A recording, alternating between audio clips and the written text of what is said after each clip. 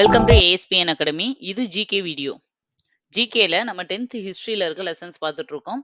அதுலயும் தேசியம், காந்திய காலகட்டம் அப்படிங்கிற 8th லெசன். இது ரொம்ப முக்கியமான லெசனு.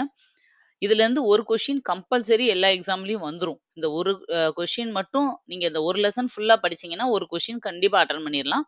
ஏன்னா காந்தி பீரியட வந்து அ ரொம்ப ரொம்ப முக்கியமான பீரியடு நம்ம ஹிஸ்டரியில. அந்த இதுலேருந்து கொஷின் வராம இருந்ததே கிடையாது.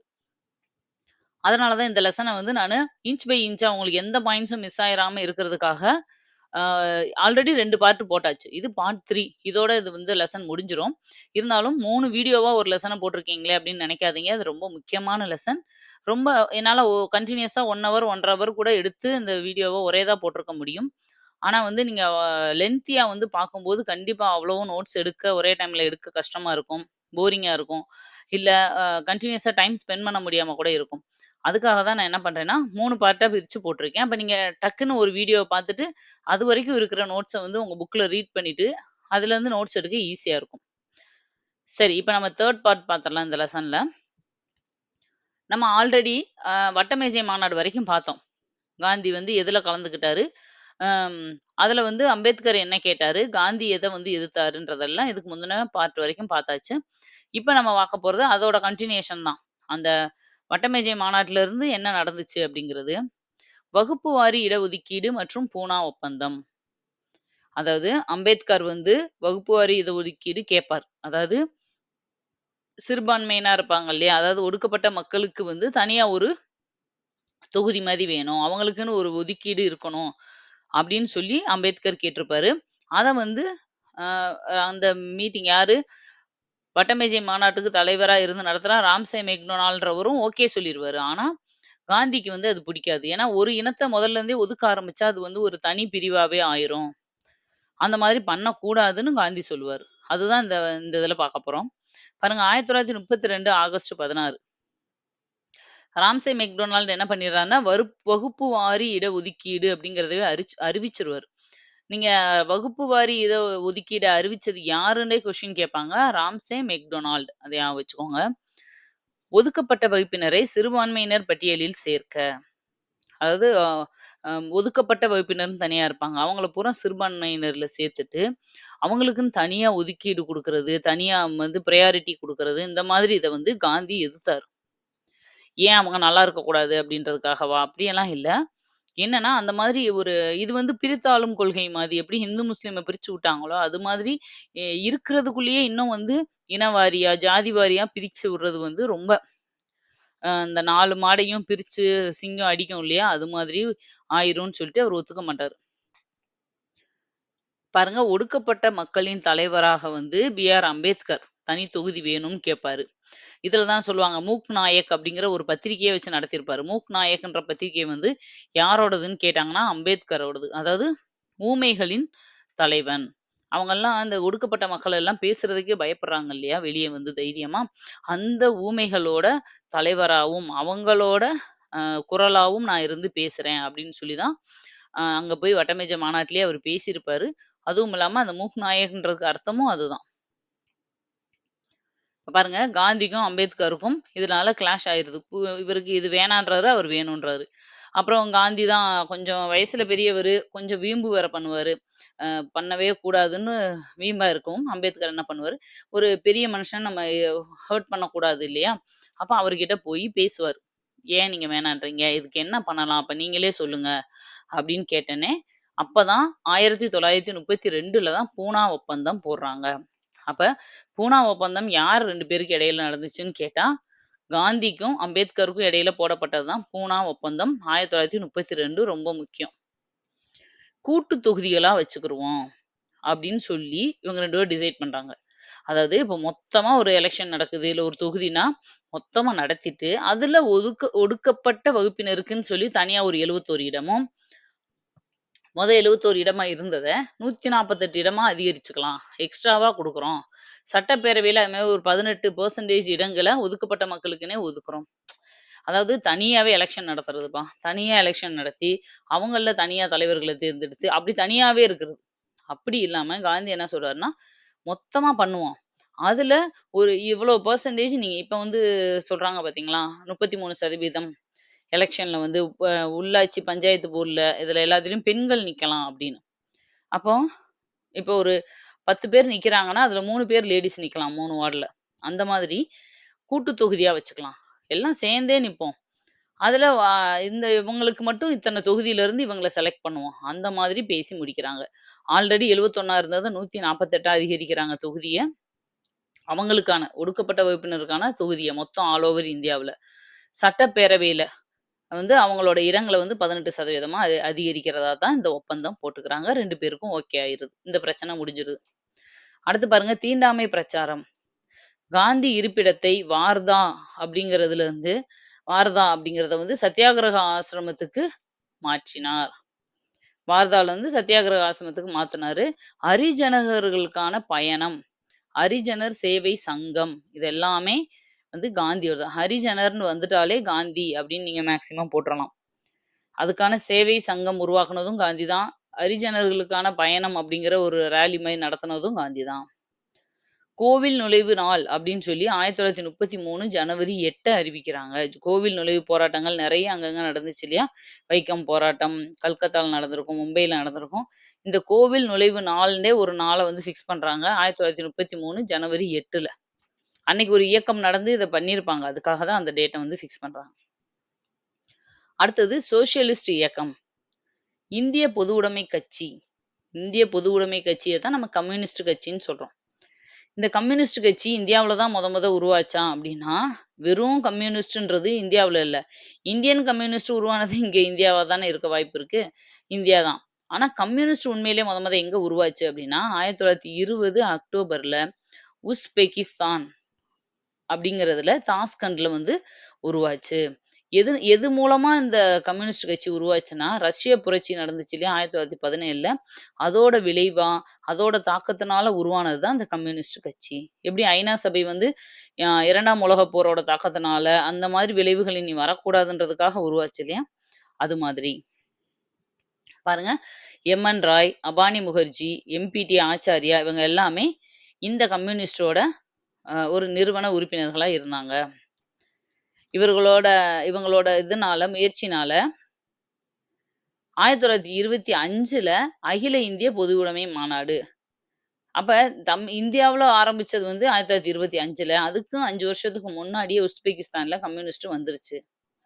24ல கான்பூர் சதித்திட்ட வழக்கு. இந்த சதி வழக்குகள் எல்லாமே முக்கியம். இதெல்லாம் என்னென்னன்றத நம்ம போக போக படிப்போம் டீட்டெயிலா. இதே 24ல தான் வைக்கம் போராட்டமும் நடந்திருக்கும். 28ல அகில இந்திய தொழிலாளர்கள் மற்றும் விவசாயிகள் கட்சி உருவாயிருக்கும்.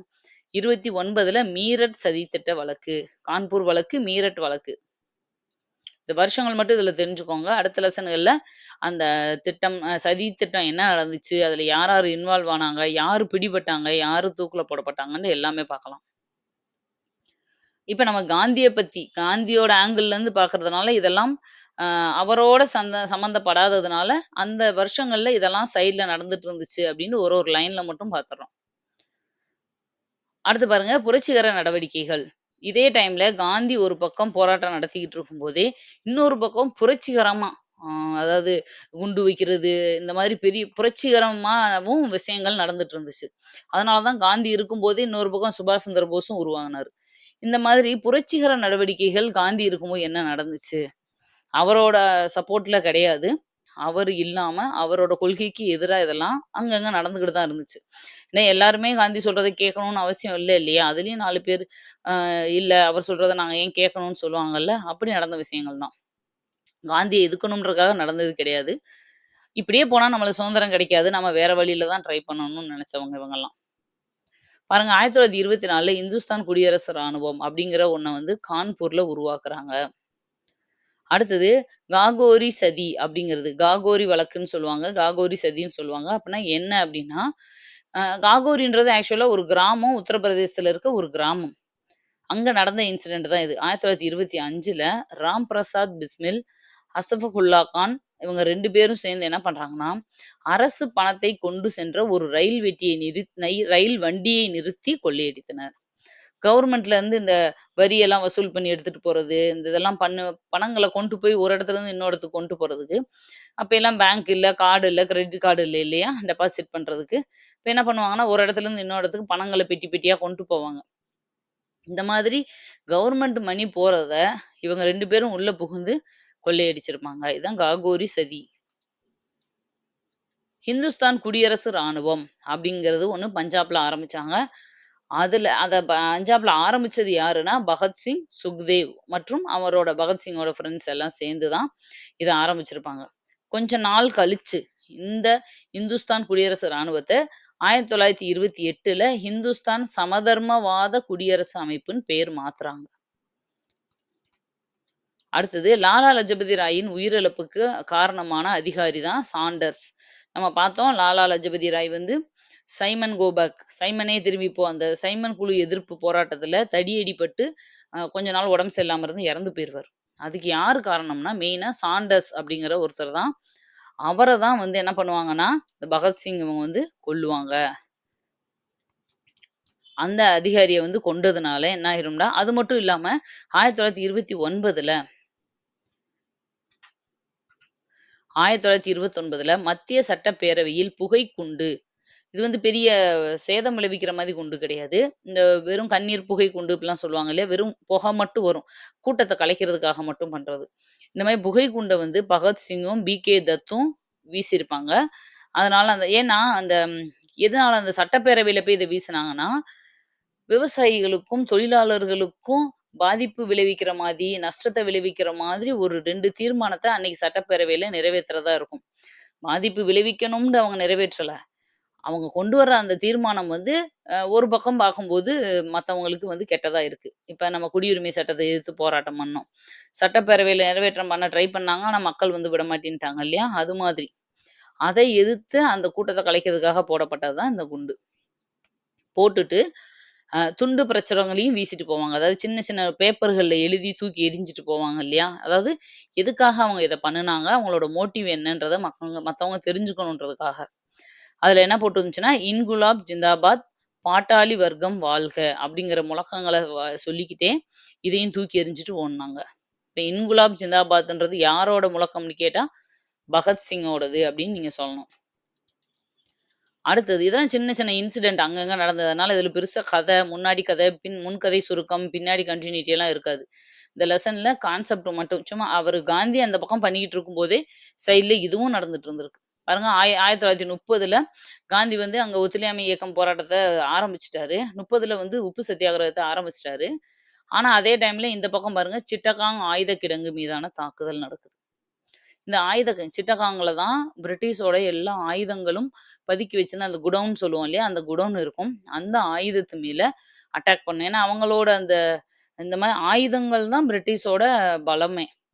நம்மகிட்ட அதெல்லாம் இல்ல. அதனால தான் அவங்க ஈஸியா என்ன புரட்சி கிளர்ச்சி பண்ணாலும் அடக்கிடுறாங்க. இப்ப இந்த ஆயுத கிடங்க வந்து அட்டாக் பண்றாங்க. யாருன்னா, சூர்யா சென், அப்புறம் அவங்களோட ஃப்ரெண்ட்ஸ். அப்புறம் கல்பனா தத் அப்படிங்கிற ஒரு லேடியும் அதுல இருப்பாங்க. சூர்யா சென்னும், கல்பனா தத்தும். இவங்க 2 பேரையும் கூட ஞாபகம் வச்சுக்கோங்க. 30ல அவங்க பண்றாங்க. கிட்டத்தட்ட அப்ப இருந்து அவங்கள வந்து அரெஸ்ட் பண்றதுக்காக தேடுவாங்க. ஆனா, இந்த சூர்யா சென் வந்து 33ல தான் 3 வருஷம் கழிச்சு தான் கைதாவாரு. 34ல தூக்குல போட்டுருவாங்க. இது ஒரு பக்கம் நடக்குது. அடுத்தது 1934லன்னு பார்த்தா, ஜெயப்பிரகாஷ் நாராயண், ஆச்சார்யா நரேந்திர தேவ் மற்றும் மினுமசானி இவங்க 3 பேரும் காங்கிரஸ் சமதர்ம கட்சி, அதாவது சோசியலிச கட்சின்னு சொல்லுவாங்க இல்லையா? அந்த கட்சிய வந்து ஆரம்பிக்கிறாங்க. இத வந்து தேசியவாதம் தான் சமதர்மத்துக்கான பாதை அப்படிங்கிற நோக்கத்தோட இவங்க ஆரம்பிக்கிறாங்க. காந்தியடிகள் வந்து ஒரு கொட்டேஷன் சொல்லியிருக்காரு. அதுவும் புக்ல குடுத்திருந்தாங்க. அது முக்கியம் தான். நோட் பண்ணிக்கோங்க. "ஒரு சிலர் அதிகாரத்துக்கு வருவதால் உண்மையான சுயராஜ்யம் கிடைத்து விடாது. ஒரு சில பேர வந்து நீங்க அதிகாரத்துக்கு இவங்க வந்தாங்கன்னா சுயராஜ்யம் கிடைச்சிரும்னு நெனைக்கிறீங்க. ஆனா, அப்படி கிடைக்க வாய்ப்பில்ல. ஆனால் தாங்கள் பெற்ற அதிகாரத்தை தவறாக பயன்படுத்தும்போது, நிர்வாகத்தினரை எதிர்க்கும் திறனை அனைவரும் பெறச் செய்வதே சுயராஜ்யம்." இதுல ஒ ஒரு சில பேர் அதிகாரத்துக்கு வந்தாலே சுதந்திரம் கிடைச்சிரும், சுயராஜ்யம் கிடைச்சிரும்னு நீங்க நினைக்கிறீங்கல்ல, அப்படி கிடையாது. இப்போ எவ்ளோ அது இந்தியனா இருந்தாலும், பிரிட்டிஷா இருந்தாலும் அவங்களுக்குன்னு கிடைச்ச அதிகாரத்த யாராவது மிஸ்யூஸ் பண்ணா, அவங்கள எதிர்த்து கேள்வி கேட்கிற தைரியம் என்னைக்கு வருதோ, அதுதான் சுயராஜ்யம்னு சொல்றாரு. அடுத்தது பாருங்க, காங்கிரஸ் அமைச்சரவைகள். காங்கிரஸோட அமைச்சரவை என்னென்ன நடந்துச்சு? எது எதெல்லாம் முக்கியமானதோ அதுகள மட்டும் பார்க்கலாம் இப்போ. 1935ல இந்திய அரசு சட்டம் போடுறாங்க.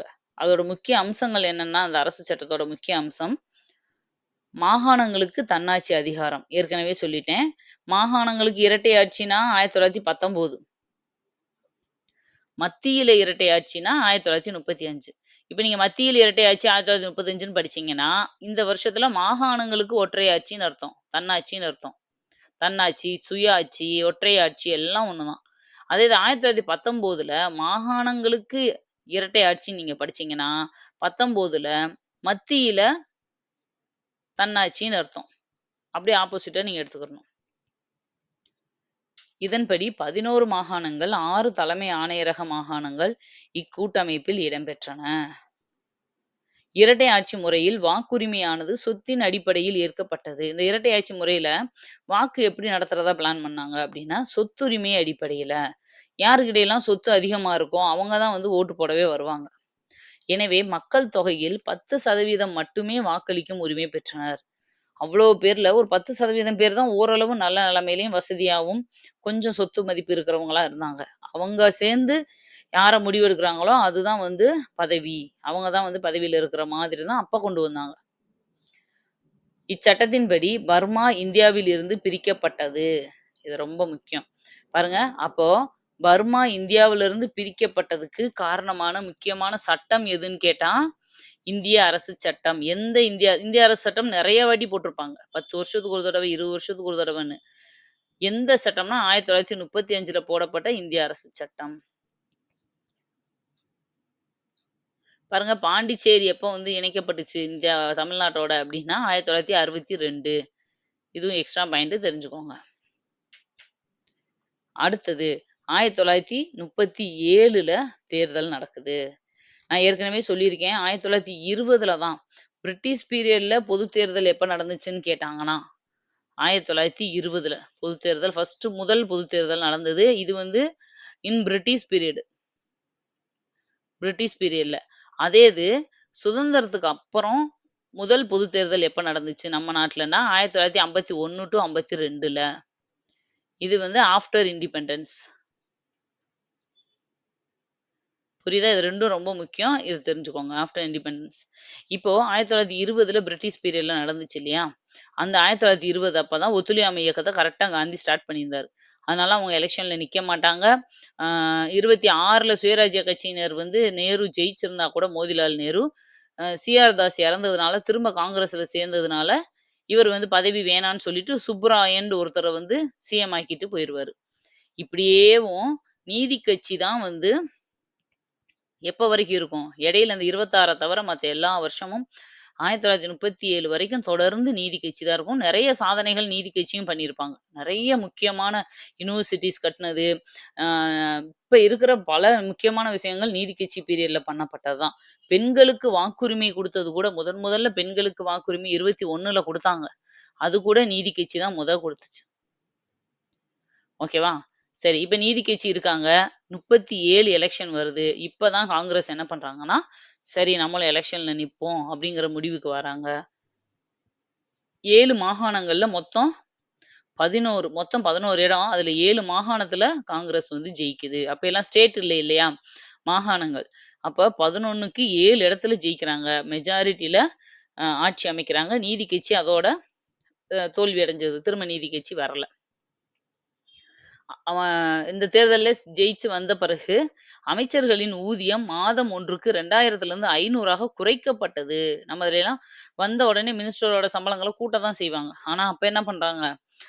சம்பளம் ஏன் இது உங்களுக்கு இவ்வளோ சம்பளம்? அத வச்சு என்ன செய்ய போறீங்க நீங்க? அட்லீஸ்ட் அத குறைச்சா, க கவர்மெண்ட்டுக்கு கொஞ்சம் காசு மிச்சமாகும். அத வச்சு மக்களுக்கு நல்லது செய்யலாம் அப்படின்னு சொல்லி, ஊதியத்த குறைக்கிறாங்க. கோவில் நுழைவு சட்டம் நிறைவேற்றப்பட்டது. அடுத்தது பாருங்க 39 வருது. இப்படியே போயிட்டுருக்கு. 37, 38ல காங்கிரஸ் நெறைய சட்டங்களையும், மக்களுக்கு தேவையானதெல்லாம் கொண்டு வந்துட்டு இருக்காங்க. நல்லா தான் போயிட்டு இருந்துச்சு. 39லிருந்து கிட்டத்தட்ட 45 வரைக்கும். 1939லிருந்து 45 வரைக்கும் second world war. Second world war வருது. இப்ப என்ன பண்றாங்கன்னா, செகண்ட் வேர்ல்டு வார்ல ஃபர்ஸ்ட் வேர்ல்டு வார்லயே ஏற்கனவே நாங்க வந்து உங்களுக்கு சன்னாட்சி, தன்னாட்சி குடுக்குறோம். அது இதுன்னு சொல்லி, எங்களுக்கு சப்போர்ட் பண்ணுங்கன்னு இந்தியர்கள பூரா சப்போர்ட் பண்ண வச்சு, ஜெயிச்ச பிறகு தன்னாட்சி குடுக்காம பிரிட்டிஷ் ஏமாத்திருவாங்க. இப்போ சடனா அடுத்த வேர்ல்டு வாரும் வந்துருச்சு. இப்ப என்ன பண்றாங்கன்னா, 2ஆம் உலகப் போரில் இந்திய காலனி அரசு நுழைந்தது. அதாவது என்ன பண்றாங்கன்னா, இந்தியாவ வந்து காலனி அரசு, அதாவது பிரிட்டிஷ்காரங்க போருக்கு அனுப்புறாங்க. இந்தியன் ஆர்மி மக்கள் எல்லாத்தையுமே செகண்ட் வேர்ல்டு வார்ல ஈடுபடுத்துறாங்க. எப்படி? காங்கிரஸ் அமைச்சர் இத யாருகிட்ட கேட்காம அப்டின்னா, காங்கிரஸ் தானே அந்த மொத்த இந்தியாவுக்குமே ஒரு பெரிய அமைப்பா, இந்தியா சார்பா இருக்கிற ஒரு அமைப்பா இருக்கு. அப்ப இந்த காங்கிரஸ் கமிட்டில இருக்கவங்கள பெர்மிஷன் கேட்டுக்கிட்டு தானே இந்தியர்கள வந்து இதுல ஈடுபடுத்தியிருக்கணும். அப்படி பண்ணாம, அவங்க இஷ்டத்துக்கு ஒரு கொத்தடிமைகள் மாரி, ஒரு கூலி ஆள்கள மாரி கம்பல் பண்ணி 2ஆம் போர்ல வேர்ல்டு வார்ல வந்து அ வம்பு பண்ணி அனுப்பிருவாங்க. இது காங்கிரஸுக்கு பிடிக்காது. இப்ப என்ன பண்ணுவாங்கன்னா, "அப்புறம் எதுக்கு நாங்க இருக்கணும்? இந்த பதவி எதுக்கு? எதுவுமே நீ என்ன கேட்க மாட்ட. அதே மாதிரி 2ஆ பிரிச்சுக்கிருவ. முக்கியமான துறை, ஒதுக்கப்பட்ட துறைன்ட்டு. முக்கியமானதெல்லாம் நீ வச்சுக்குவ. எதுக்குமே பிரயோஜனம் இல்லாத டிபார்ட்மெண்ட்லாம் எங்ககிட்ட விட்டுருவ. எந்த முடிவு எடுக்கிறதா இருந்தாலும் எங்கள கூப்பிட்டு டிஸ்கஸ் பண்ணி எடுக்க மாட்ட. அப்புறம் எதுக்கு இந்த பதவின்னு?" சொல்லி 39ல காங்கிரஸ் அமைச்சரவைகள் பதவி விலகின. ரொம்ப முக்கியம்ப்பா. 37ல தான் பதவிக்கே வருவாங்க. 39ல பதவி விலகிருவாங்க. இதத்தான் ஜின்னா என்ன சொல்றாருன்னா, மீட்பு நாள் அப்படின்னு கொண்டாடுவாரு. அதாவது காங்கிரஸ் கிட்ட இருந்து மக்களுக்கு வந்து மீட்பு கிடைச்ச நாள், விடுதலை கிடைச்ச நாள் அப்படின்ற மாரி. பாருங்க, சரோஜினி நாயுடு ஒரு காலத்துல சொன்னாங்க ஜின்னாவ, இந்து, முஸ்லீம் தூதுவர்ன்னு சொன்னாங்க. இன்னைக்கு பாருங்க, எவ்வளவு ஒருத்தருக்கு ஒருத்தர் அடிச்சுக்கிற அளவுக்கு வந்துட்டாங்க 39ல. அப்ப இந்த இடத்துல இவர் மீட்பு நாளா கொண்டாடுனே ரொம்ப இது வந்து ஹிந்து, முஸ்லீமுக்கு இடையில வந்து பிரச்சனைகள கிரியேட் பண்ணுது. 40ல இவர் என்ன பண்ணிடுறாரு ஜின்னா, தனி நாடு கோரிக்கைய வச்சுர்றாரு. எங்களுக்கு தனி நாடு வேணும். எங்கனால உங்க கூட சேர்ந்து இருக்க முடியாது அப்படிங்கிறத 40ல தான் அவர் அறிவிக்கிறாரு. அதுக்கு முன்னாடி வரைக்கும் மாத்தி மாத்தி திட்டிக்கிட்டு, சண்டை போட்டுட்டு இருந்தா கூட, தனியா போணுன்ற எண்ணம் வரல. 40ல தான் இந்த முதல்ல இத சொல்றாங்க. பாருங்க 1939ல இன்னொரு விஷயம் நடக்கும். காங்கிரஸ்ல சுபாஷ் சந்திர போஸ் வந்து காங்கிரஸ் தலைவரா இருப்பாரு. எப்படி தலைவர் ஆயிருப்பாரு அப்படின்னா, அங்கேயுமே நாமினேஷன் மாரி நடக்கும். ஒரு தலைவர் போனதுக்கப்புறம் இன்னொரு தலைவர் பதவிக்கு நெறைய பேர் நாமினேட் பண்ணுவாங்க. அதுல யார் ஜெயிக்கிறாங்களோ அவங்க தான். சுபாஷ் சந்திர போஸ் ஒரு பக்கம் நிப்பாரு. இன்னொரு பக்கம் அவர எதிர்த்து பட்டாபி சீதாராமையா நிப்பாரு. இந்த பட்டாபி சீதாராமையா யாருன்னா, காந்தியோட வேட்பாளர் தான். காந்தி தான் அவரு நிக்க விருப்பம் இல்லாம, அவருக்கு பதிலா அவரோட ஃபுல் சப்போர்ட்டையும் குடுத்து, பட்டாபி சீதாராமையாவ நிக்க வச்சிருப்பாரு. ஆனா, என்ன ஆகும் அப்டின்னா, சுபாஷ் சந்திர போஸ் ஜெயிச்சுருவாரு. இது வந்து காந்திக்கு கோவம் வந்துரும். அப்ப இந்த பதவியில காங்கிரஸ்ல இருக்கிற ஒரு பெரிய வேட்பாளர் ஒரு மூத்த ஒரு பெரிய வேட்பாளர் என்ன எதிர்த்து ஒரு சின்ன பையன் ஜெயிச்சதா? அப்ப நீங்க நினைக்கலாம், காந்தி என்ன அவருக்கும் கோவம், அவரும் மனுஷன் தானே! இப்போ நம்மளுக்கு வந்து இப்ப நீங்க படிக்கும்போது கொஞ்சம் மைண்ட்ல வச்சுக்கணும். நான் வந்து ஹிஸ்டரிய தப்பா சொல்லல. எந்த தலைவர்களையும் தப்பா சொல்லல. எல்லாருமே மனிதர்கள் தான். அவங்களுக்கும் கோவம், போட்டி, சின்ன சின்ன இது ஈகோ எல்லாமே இருந்திருக்கும். ஆனா, அத எதையுமே நம்மளுக்கு வந்து வரலாறுல சொல்ல மாட்டாங்க. ஏன்னா, நம்ம வந்து இது அடுத்தடுத்த ஜெனரேஷனுக்கு ஒரு நல்ல விஷயங்கள தான் எடுத்துட்டு போணுமே தவிர, அவங்க கிட்ட இருந்த கெட்ட விஷயங்கள நம்ம ஃபார்வர்ட் பண்ணக்கூடாது. ஏன்னா, நல்ல விஷயம் 10 சொன்னாலும், கெட்ட விஷயம் 1 சொன்னா, அத மட்டும் புடிச்சுக்கிற மைண்ட் தான் நம்மளுக்கு இருக்கும். அதனால தான். அப்ப என்னன்னா, காந்தி கொஞ்சம் அவருக்கு பிடிக்கல. ஒரு கிளாஷ் ஆகுது. கோவப்படுறாரு. அப்ப சுபாஷ் சந்திர போஸ் என்ன நினைக்கிறாரு, எப்படி அம்பேத்கர் காந்தி கிட்ட இறங்கி வந்தாரோ, அதே மாதிரி வேண்டாம். ஒரு கட்சியில மூத்த தலைவர பகைச்சுக்கிட்டு நம்ம இருக்கிறது நல்லா இருக்காது அப்படின்னு சொல்லிட்டு என்ன பண்ணுவாருன்னா, அ கட்சிய விட்டு வெளிய வந்துருவாரு. 1939ல தான் காங்கிரஸ விட்டு சுபாஷ் சந்திர போஸ் வெளிய வராரு. அப்ப 39ன்றது ரொம்ப முக்கியமான வருஷம். 1 காங்கிரஸ் மொத்த அமைச்சரவையுமே விலகுது. எங்களுக்கு இந்த பதவி வேணாம்னு சொல்லி விலகுன வருஷம். 2வது செகண்ட் வேர்ல்டு வார் ஸ்டார்ட் ஆன வருஷம். 3வது சுபாஷ் சந்திர போஸ் தலைவராகி அத வேணான்னு சொல்லி வெளிய வந்து ஃபார்வர்ட் பிளாக் அப்படிங்கிற கட்சிய ஆரம்பிச்சவரு. இப்ப வரைக்கும் இந்த ஃபார்வர்ட் பிளாக் கட்சி இருந்துகிட்டு தான் இருக்கு. நடிகர் கருணாஸ் கூட அதுக்கு தலைவரா இருந்துட்டு தான் இருக்காரு. 2ஆம் உலகப் போர் ஒரு ஏகாதிபத்திய போர் அப்படின்னு சொல்லி பொது உடைமைவாதிகள்லாம் சொல்றாங்க.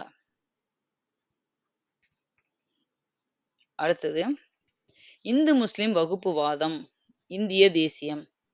அதாவது கொஞ்சம் அது கொஞ்சம் பிரிண்ட் எடுக்கும்போது பிளர்ரா இருக்குப்பா. நான் சொல்றேன். அத வச்சு நீங்க வந்து இத ஐடென்டிஃபை பண்ணி நோட்ஸ் எடுத்துக்கோங்க.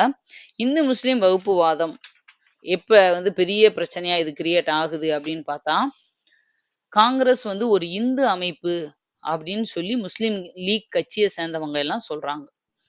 எல்லாமே அதுல கலந்து தான் இருந்தாங்க. ஆனா, ஒவ்வொருத்தரா அதுலருந்து பிரிஞ்சு, பிரிஞ்சு, பிரிஞ்சு முஸ்லிம்களுக்குன்னு தனியா ஒரு இயக்கம் உருவான உடனே, அதுல போய் சேர ஆரம்பிச்சுருவாங்க வரிசையா. அதுல கடைசி வரைக்கும் இருந்தவங்க ஒரு 2டே 2 பேர் தான். அது யாருன்னு எனக்கு மறந்துருச்சு. நான் சொல்றேன் அடுத்து வரும்போது. ரெஃபர் பண்ணி உங்களுக்கு சொல்றேன். 2 பேர் தான் இருந்திருப்பாங்க. காங்கிரஸ் கட்சியில முஸ்லிம்கள். மத்த எல்லாருமே இங்க வந்துட்டதுனால என்ன சொல்லுவாங்கன்னா, காங்கிரஸ் வந்து ஒரு இந்து அமைப்பு. இந்துக்களா உருவாக்குன அமைப்பு. இந்தியாவுக்காக உருவாக்கப்பட்ட அமைப்பு கிடையாதுன்ற மாரி குற்றம் சாட்டுவாங்க. இந்து மகாசபை மற்றும் ராஷ்டிரிய சுவயம் சேவக் சங். இவங்க எல்லாமே முஸ்லிம்களுக்கு எதிரா வந்து ஒரு அமைப்பா உருவாகுற மாரி ஆயிருச்சு. இப்ப என்ன ஆகுதுன்னா, ஆல்ரெடி தனிநாடு வேற கோரிக்கை பண்ணிட்டாங்க இல்லையா? பண்ண பிறகு இந்த முஸ்லிம்களோட தனிநாட பத்தின பேச்சுவார்த்தையெல்லாம் நடக்க ஆரம்பிக்குது. ரஹ்மத் அலி அப்படிங்கிறவரு 1933ல இவர் கேம்பிரிட்ஜ் பல்கலைக்கழகத்தில படிச்சுட்டு இருந்த ஒரு காலேஜ் ஸ்டூடண்ட். ஓகேவா? இவர் ஒரு முஸ்லீமு. College student. போன வாட்டி கூட இந்த கொஸ்டின் கேட்டிருந்தாங்க. இவர் தான் என்ன பண்றாருன்னா, பஞ்சாப் இந்த ஒரு குறிப்பிட்ட பகுதி எல்லாம் மார்க் பண்ணி, இது எல்லாமே இப்படி இதெல்லாம் ஒண்ணு சேர்த்து எங்களுக்கு பாகிஸ்தானா குடுங்க. அப்படின்னு சொன்னவரு இவர் தான். First time. பாருங்க பஞ்சாப், காஷ்மீர், வடமேற்கு எல்லை மாகாணம், சிந்து, பலுச்சிஸ்தான் ஆகியவற்றை இணைத்து பாகிஸ்தான் உருவாக்கும் எண்ணத்த முதல்ல சொன்னவரு இவர்தான். இப்போ இந்த பாகிஸ்தான் அப்படிங்கிற பேரு எது மூலமா வந்துச்சு அப்படின்னு நெறைய பேருக்கு தெரியாது. ஆக்சுவலா இந்த ரஹ்மத் அலி எப்படி பிரிச்சாருன்னா, பஞ்சாப், ஆப்கானிஸ்தான், ஆப்கான் ஓகேவா? ஆப்கான், அப்புறம் காஷ்மீர், காஷ்மீர், இண்டஸ் அது இப்ப சிந்து சமவெளின்னு சொல்றோம் இல்லையா? அந்த பகுதி இண்டஸ் வேலி, சிந்து பகுதி, சிந்து, அப்புறம் பலுச்சிஸ்தான், பலுச்சிஸ்தான் இதெல்லாம் சேர்ந்து தான் அவர் வந்து தனி நாடா பிரிக்கணும்னு சொன்னாரு. இப்ப இதுல பாருங்க, இந்த ஃபர்ஸ்ட் லெட்டர பூரா எடுங்க. எப்படி வருது? பாகிஸ் அப்படின்னு வருதா? பாகிஸ். இந்த கடைசியில இருக்கிற பலுச்சிஸ்தான்ல இருக்க தான். பலுச்சிஸ்தான், பாகிஸ்தான். கடைசி வேர்ட வந்து பாக்கிஸ் அப்படின்னு முடியும்போது ஒரு இது மாரி முடியணுன்றக்காக இதுல இருக்க தான் எடுத்துக்கிட்டாங்க. இதெல்லாம் சேர்த்து தான் பாகிஸ்தான் அப்படிங்கிற பேரு வந்துச்சு. பாகிஸ்தான். இதெல்லாம் இப்படி இணைச்சு பாகிஸ்தானா உருவாக்கணும் அப்படின்னு சொன்னவர் யாரு? அப்படின்னு போன வாட்டி கேட்டிருந்தாங்க. கேம்பிரிட்ஜ் யூனிவர்சிட்டில படிச்சுட்டு இருந்த ஒரு ஸ்டூடண்ட் ரஹ்மத் அலி 1933ல. அதே இது முஸ்லிம்களுக்கு தனி நாடு வேணும் அப்படிங்கிறது ஒ பிரச்சாரமே பண்ணவரு. ஓகேவா? ஊருக்குள்ள போயி பிரச்சாரம் பண்ணவர் யாரு அப்படின்னு கேட்டா, அது வந்து முகமது இக்பால். 2 பேரையும் பார்த்துக்கங்க. இவர் எதுக்கு, இவர் எதுக்கு அப்படிங்கிறத தெளிவா தெரிஞ்சுக்கோங்க. அடுத்தது 39 வரைக்கும் பார்த்தோமா, இப்ப 40. வெள்ளையனே வெளியேறு இயக்கம். 1940 பாருங்க 20 ஒத்துழையாமை, 30 உப்பு சத்தியாகிரகம், 40 வெள்ளையனே வெளியேறு. உங்களுக்கு வந்து உங்களுக்கு 20, 30, 40ன்னு ஞாபகம் வச்சுக்கிறதுக்கு ஈஸியா இருக்கும். இப்போ 1940ல ஆகஸ்ட்ல 2வது வேர்ல்டு வார் நடந்துகிட்டு தான் இருக்கு இப்பயும். இந்த டைம்ல தான் லின்லித்கோ அப்படிங்கிறவரு, அவர் தான் அரச பிரதிநிதியா இருந்தாரு. இந்தியர்களுக்கு தன்னாட்சி வழங்குறேன் அப்படின்னு முன் வந்தார். ஆனா, இது நம்பிக்கையான ஒரு அறிவிக்கை கிடையாது. ஏன்னா, இதுமாரி பல தடவ அவங்க சொல்லி, ஒவ்வொரு தடவையும் ஏமாத்த தான் செஞ்சிருக்காங்க. ஆனா, லின்லித்கோ வந்து இந்த மாரி ஒரு அறிக்கைய வெளியிடுறாரு. காந்தி வந்து இதெல்லாம் ஒத்துக்க முடியாது. நாங்க வந்து எதுக்கும் ஓகே சொல்ல மாட்டோம்னு சொல்லிட்டு, சத்தியாகிரக போராட்டத்த ஆரம்பிக்கிறாரு. சத்தியாகிரக போராட்டத்த ஆரம்பிச்சாரு. 1940 அக்டோபர் 17ல தனிநபர் சத்தியாகிரகம் அப்படின்ற ஒரு இத வந்து கொண்டு வராங்க. ஒரு ஒரு வித்தியாசமான போராட்டம். எப்படின்னா, மொத்தமா குரூப்பா வந்து போராட்டம் பண்ணா தானே ஒரு தலைவர அரெஸ்ட் பண்ணனே அந்த போராட்டமே வந்து கொலாப்ஸ் ஆயிருது. இது எப்படின்னா, தனிநபர் போராட்டம். ஒருத்தர் தனியா உட்காந்து போராட்டம் பண்ணுவாங்க. அவர அரெஸ்ட் பண்ண உடனே இன்னொருத்தர் பண்ணுவாங்க. இப்படியே அத்தன கோடி பேரையும் அரெஸ்ட் பண்ண முடியுமா? இதுதான். அப்ப பயமுறுத்துறது. பிரிட்டிஷ பயமுறுத்துறதுக்காக. தனிநபர் சத்தியாகிரகத்த முதல்ல பண்ணது யாரு அப்படின்னு கேட்டா, வினோபா பாவே. தனிநபர் சத்தியாகிரகம் ஃபர்ஸ்ட் பண்ணது வினோபா பாவே. முதலாக தனிநபர் சத்தியாகிரக போராட்டத்தை ஆரம்பித்தார். இவருக்கு அப்புறம் செகண்ட் பண்ணவர் யாருன்னா நேரு. 3வது பண்ணது தத். ஓகேவா? ஆர்ஷி தத்துன்னு சொல்லுவோம்ல, அவர்தான். இப்ப இந்த 3 பேரும் இப்ப தனிநபர் சத்தியாகிரகம் வருஷம் தெரியணும். 1940 ஃபர்ஸ்ட்டு வினோபா பாவே, 2வது நேரு, 3வது தத். இத தெரிஞ்சுக்கோங்க. அடுத்தது கிரிப்ஸ் தூதுக்குழு வராங்க. 40ல லின்லித்துக்கோ சொல்லியும் யாரும் நம்பல. இப்போ போர் இன்னும் வேர்ல்டு வார் போய்க்கிட்டே இருக்கு. எப்போ முடியும்னு தெரியாது. இந்தியர்களோட சப்போர்ட் வேணும். அடுத்து என்ன பண்றாங்க, கிரிப்ஸ் தூதுக்குழு அப்படின்னு ஒரு தூதுக்குழுவ அனுப்புறாங்க. 42ல மார்ச் 22ல வராங்க. ஸ்டாஃபோர்ட் கிரிப்ஸ் அப்படிங்கிறவர் தான் அதோட தலைவர். அவரோட தலைமையில தான் இந்த தூதுக்குழு வருது. அதனால தான் கிரிப்ஸ் தூதுக்குழுன்னு பேரு. சைமன் குழுவுக்கு சைமன் பேர் வச்ச மாதிரி. அவர் தான் கேபினெட் அமைச்சரா இருந்து இந்த டீமுக்கு வராரு. அவரு என்னென்னலாம் சொல்றாரு அப்படின்னா, போருக்கு பின் தன்னாட்சி. ஒரு 3 விஷயத்த வந்து சொல்றாரு. போர் முடிஞ்ச உடனே நாங்க உங்களுக்கு அண்ணாச்சி. எதையுமே முன்னாடி குடுக்குறேன்னு சொல்லல. சாரி. எதையுமே முன்னாடி குடுக்குறேன்னு அவர் சொல்லல. போருக்கு பின் தன்னாட்சி. பாகிஸ்தான் உருவாக்க ஒப்பந்தம். அப்பயும் பாருங்க, முஸ்லிம்ஸ் எல்லாம் திருப்திப்படுத்தணுன்றதுக்காக, போர் முடிஞ்சோனே தன்னாட்சியும் குடுத்துடுறோம். உங்களுக்கு பாகிஸ்தான் தனியா ஒரு நாடு வேணுமா? ஓகே. அதையும் உருவாக்கிக்கலாம். அது மாதிரி ஆனா போர் முடியிற வரைக்கும் பாதுகாப்புத்துறை முழுக்க பிரிட்டிஷ் கட்டுப்பாட்டுல தான் இருக்கும். நாங்க என்ன சொல்றோமோ, அதத்தான் நீங்க வந்து இந்தியன் சோல்ஜர்ஸ் வந்து பண்ணணும். இந்த மாதிரி எல்லாம் அ போட்டு வந்து ஒரு அறிக்கைய அவரு சொல்றாரு எல்லார்கிட்டயும். அப்ப இத கேட்டுட்டு காந்தி என்ன சொல்றாருன்னா, "இது திவாலாகும் வங்கியின் பின் தேதியிட்ட காசோலை." இப்போ இது ரொம்ப ரொம்ப முக்கியம். அடிக்கடி கேட்டுட்டே இருப்பாங்க.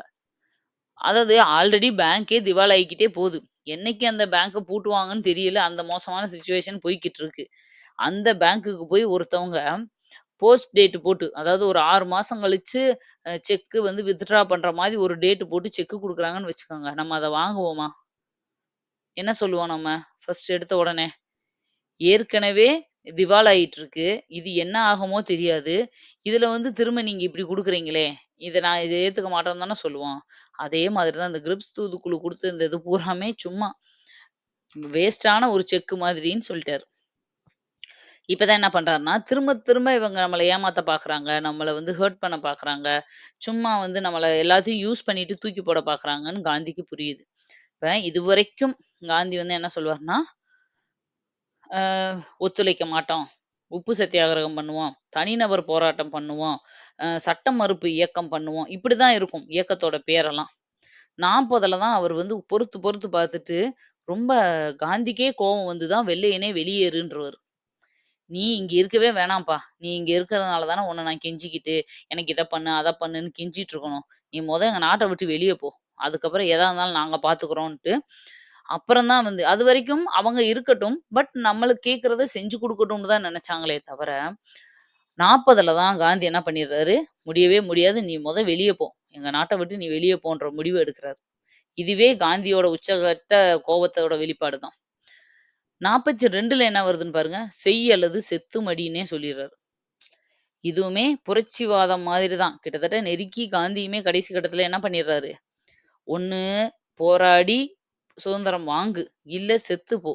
2ல ஏதோ ஒண்ணு நடந்தாகணும்." அப்படின்ற முடிவுக்கு வந்துர்றாரு. 1942 ஆகஸ்ட் 8 அகில இந்திய காங்கிரஸ் கமிட்டி நடக்குது. அதுல தான் வெள்ளையனே வெளியேறு தீர்மானம் போடுறாங்க. "செய் அல்லது செத்து மடி" அப்படின்னு காந்தி அன்னைக்கு தான் சொல்றாரு. இந்த வார்த்தைய சொன்னதுக்காகவே காந்தி அடுத்த நாளே அரெஸ்ட் பண்ணப்படுறாரு.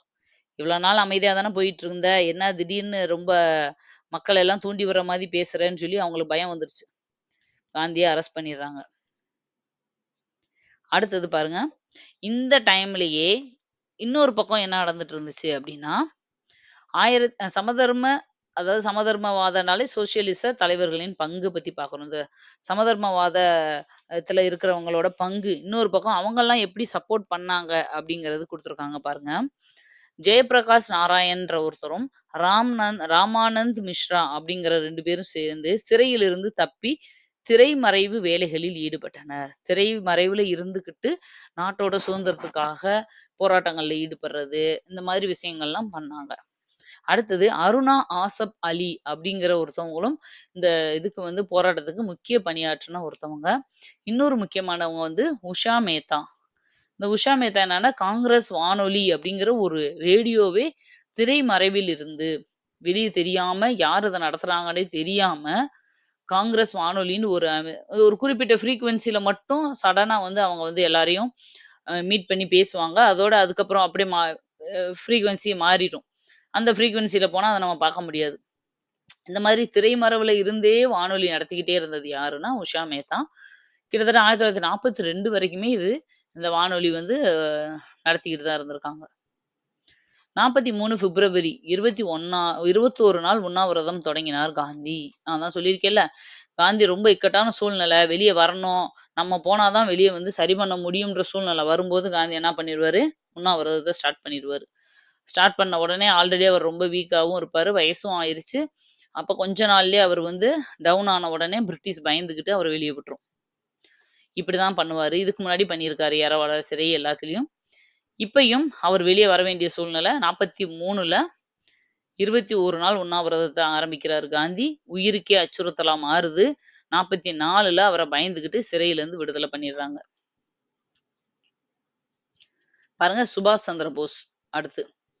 இதே டைம்ல சுபாஷ் சந்திர போஸ் என்ன பண்றாரு அப்படின்னா, இந்திய தேசிய ராணுவம் ஐஎன்ஏ இந்தியன் நேஷனல் ஆர்மி பழைய படங்கள்ல எல்லாம் ஐஎன்ஏவுல சேர்ந்திருக்கியா நீ? ஐஎன்ஏவுல இருக்கியா? அப்படின்னு சொல்லி பிரிட்டிஷ்காரங்க அவங்கள புடிச்சு புடிச்சு கொல்லுவாங்க. மறைமுகமா ஐஎன்ஏ உளவாளிகள்லாம் நாட்டுக்குள்ள வந்து பிரிட்டிஷ்க்கு எதிரா வேலை பார்த்துட்டு இருப்பாங்க. அந்த அமைப்ப உருவாக்குனவர் தான் சுபாஷ் சந்திர போஸ். இன்னொரு லெசன்ல தெளிவா இவர் எப்படி இங்க இருந்து ஜப்பான் போனாரு, அங்க எப்படி வந்து ஒரு படைய உருவாக்குனாரு, என்னெல்லாம் செஞ்சாருன்னு படிக்கலாம். பாருங்க வீட்டு காவல்ல இருந்து 39ல வெளிய வந்து ஃபார்வர்ட் பிளாக் ஆரம்பிச்சாரு. காங்கிரஸ்ல இருந்துன்னு நம்ம பார்த்தோம். அதுக்கப்புறம் இவர அரெஸ்ட் பண்ணிருவாங்க. ஹவுஸ் அரெஸ்ட் மாரி வச்சிருப்பாங்க. அங்க இருந்து 41ல மாறுவேடம் அணிந்து தப்பிச் சென்றார். எங்க? ஆப்கானிஸ்தானுக்கு. அடுத்து சோவியத் யூனியன் ஆதரவு. ரஷ்யா கிட்ட போய் ஆதரவு கேட்பாரு. அவங்கனால அப்போதைக்கு அவருக்கு ஹெல்ப் பண்ண முடியாது. அடுத்தது அங்க இருந்து 43 பிப்ரவரில நீர்மூழ்கி கப்பல் மூலம் ஜப்பானுக்கு போவாரு. ஜப்பான் போய் தான் அங்க ஃபர்ஸ்ட் வேர்ல்டு வார்ல, செகண்ட் வேர்ல்டு வார்ல எல்லாம் சரண்டர் ஆன இந்தியர்கள் இருப்பாங்க. அவங்களையெல்லாம் ஒண்ணு சேர்த்து இந்திய தேசிய ராணுவம்னு ஒரு ராணுவத்த உருவாக்கி, அதுக்கு இவர் தலைவரா இருப்பாரு. கேப்டன் லட்சுமி செகல் அப்படிங்கிறவங்க தான் அதுக்கு வந்து லேடீஸ் இதுக்கு வந்து ஹெட்டா இருப்பாங்க. மொத்தம் 3 பிரிகேடா பிரிச்சு வச்சிருப்பாரு. காந்தி பிரிகேட், நேரு பிரிகேட், ராணி லட்சுமிபாய் பிரிகேட். பாருங்க, ஜப்பான்ல போயி நம்ம இந்தியர்கள் பேர வச்சு ஒரு டீமையும் உருவாக்கணும் பாருங்க. அதுக்கு பேரு காந்தி, நேரு, ராணி லட்சுமிபாய். காந்தி தான் இவர வந்து நீங்க தலைவரா இருக்கக்கூடாதுன்னு சொல்லி அங்கருந்து போனாரு. ஆனா இருந்தாலும் அவரு காந்தி என்னைக்குமே அவர் மேல இருக்க மரியாதைய வந்து சுபாஷ் சந்திர போஸ் விட்டுக் குடுத்ததே கிடையாது. அங்க போய் காந்தி பேர்ல தான் ஆரம்பிச்சாரு. இன்னொன்னு அங்க இருந்து வானொலியில அவர் பேசியிருப்பாரு. ரொம்ப நாளா என்ன ஆச்சு இவருக்குன்னே தெரியாம இருப்பாங்க. பேசும்போது அவர் தான் முதல்ல தேசத்தந்தை அப்படின்னு சொல்லி, ஃபாதர் ஆஃப் நேஷன் சொல்லி மகாத்மாவ சொல்லியிருப்பாரு. அப்ப அவர் மேல அந்த மரியாதை இல்லாம அந்த வார்த்தையெல்லாம் வராது இல்லையா? சுபாஷ் சந்திர போஸ நம்ம இன்னமும் அவர வந்து புகழ்ந்துட்டு இருக்கோம். பாருங்க, தில்லிக்கு புறப்படு, தில்லி சலோ அப்படின்ற முழக்கத்த பண்ணவரு அவர்தான். அதாவது அங்கருந்து டீம உருவாக்கி டெல்லிக்கு வந்து பிரிட்டிஷ தோற்கடிச்சு இந்தியாவுக்கு வந்து சுதந்திரம் வாங்கி குடுக்கணும் அப்படிங்கிறது தான் அவரோட இது. அடுத்தது அ சுபாஷ் சென்ற வாமனம் அவர் போனது வந்து விபத்துக்குள்ளாயிருச்சுன்னு ஒரு இது இருக்கு. இப்ப வரைக்கும் அவர் உயிரோட இருக்காரா இல்லையான்றது தெரியல.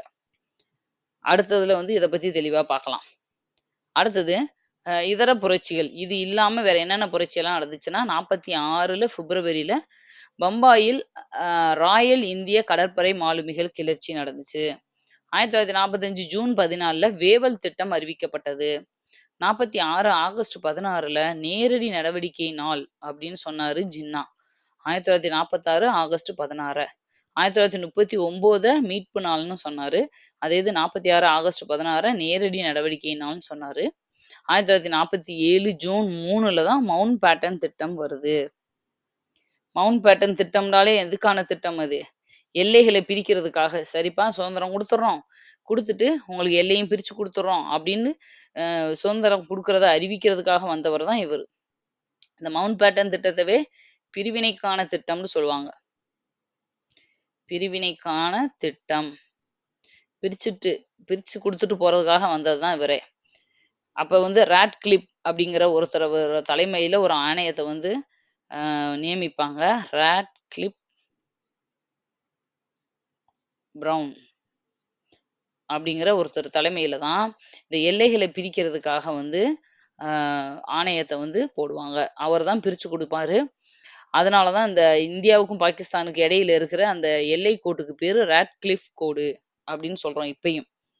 இந்தியா, பாகிஸ்தான் எல்லை கோட்டோட பேர் என்னன்னு கேட்டாங்கன்னா, ராட்கிளிஃப் கோடுன்னு சொல்லணும். இதே மாரி இந்தியாவுக்கும் இந்தியாவுக்கும் இங்கே எழுதுறேன். இந்தியாவுக்கும் பாகிஸ்தானுக்கும் இடையில இருக்கிறது வந்து ராட்கிளிஃப். இந்தியாவுக்கும் நேபாளுக்கும் இடையில இருக்கிற எல்லைக் கோட்டுக்கு பேர் நெறைய நாடுகளோட நம்ம எல்லைய வந்து பகிர்ந்துக்கிறோம் இல்லையா?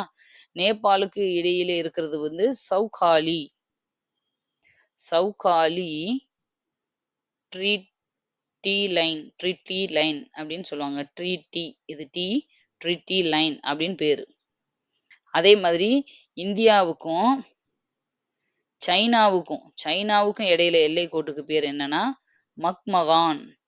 மக்மகான் எல்லைக்கோடு அப்படின்னு சொல்லுவாங்க. இந்த 3யாவது அட்லீஸ்ட் தெரிஞ்சுக்கோங்க. இந்தியாவுக்கும், பாகிஸ்தானுக்கும் இடையில இருக்குது ராட்கிளிஃப். இந்தியாவுக்கும், நேபாளத்துக்கு இடையில இருக்கிறது சவுகாலி ட்ரீட்டி லைன். இந்தியாவுக்கும், சைனாவுக்கும் இடையில இருக்கிறது வந்து மக்மகான் எல்லைக்கோடு. புரிஞ்சிருக்கும்னு நெனைக்கிறேன். இதோட இந்த லெசன் கம்ப்ளீட் ஆயிருச்சுப்பா. இதுல காந்தி பாயிண்ட் ஆஃப் வியூல மட்டும் தான் இந்தியாவுல என்ன நடந்துச்சுன்றத பார்த்துருக்கோம். இதே டைம்ல தான் எல்லா விஷயங்களுமே ஹிஸ்டரி ஃபுல்லாவே நடந்திருக்கும். மாடர்ன் இந்தியான்றாலே இந்த டைம்ல நடந்த எல்லா விஷயமும் படிக்கிறது தான். அதெல்லாம் நம்ம அடுத்தடுத்த லெசன்கள்ல பார்க்கலாம். இந்த லெசன் இதோட முடிஞ்சது. திரும்ப அடுத்த வீடியோல உங்கள மீட் பண்றேன். Thank you. பாய்.